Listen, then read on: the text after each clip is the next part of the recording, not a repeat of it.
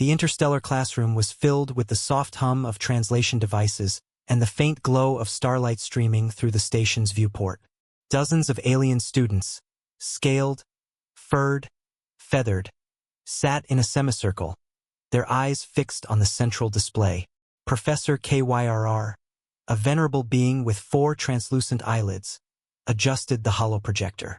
"Today," he said, "we will study a planet recently classified as a Class 7 hazard, commonly known as a Deathworld. Its name, Earth." Curious murmurs filled the air. To most of them, Earth was just a backwater world that had only recently joined the galactic stage. A feathered student raised a claw. "Professor, how dangerous can it be?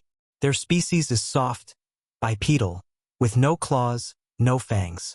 KYRR's tendrils twitched in what passed for amusement. That is what many believed until they visited. The lights dimmed, and the holo changed. A rotating blue-green sphere, with flashing hazard markers on every continent. "Begin with the environment," KYRR said. "Average gravity high, weather violent, temperature swings, lethal without protection. The flora, full of toxins. The fauna, predatory, persistent, and often venomous." A reptilian student frowned. "Surely they avoid the dangerous zones." "They live in them," KYRR replied. Clips played. Humans skiing down frozen mountains, diving into shark-infested waters, running marathons through deserts. The aliens watched in disbelief as humans not only endured danger but sought it for sport.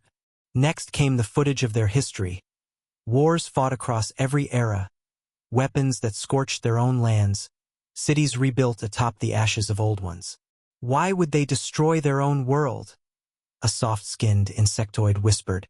"Because survival was not enough," KYRR said. "They strive, they push, they endure what would break most species."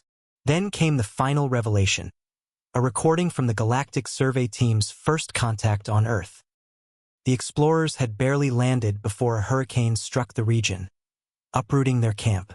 Expecting mass panic, they watched in confusion as humans tied down their equipment, waded through the flood, and continued their work, laughing as the storm raged. "They treat chaos," KYRR said softly, "as part of life." One student raised a trembling tentacle.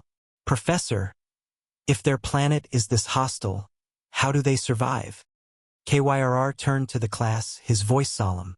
"Because Earth forged them for it. Every creature, every storm, every trial sharpened them. You call them soft because you mistake adaptability for weakness. But they do not fear the death world, because they are its children." Silence blanketed the room. A few students glanced at the empty chair where an exchange student, human, had sat earlier that term, always smiling, always unbothered by the station's thin air and harsh lights. For the first time, the alien students understood. Earth was not a home to fear. It was a crucible that had birthed a species that looked fragile, yet outlasted storms, predators, and extinction itself. When the lights brightened, the questions began to fade. Not one of them would look at a human the same way again.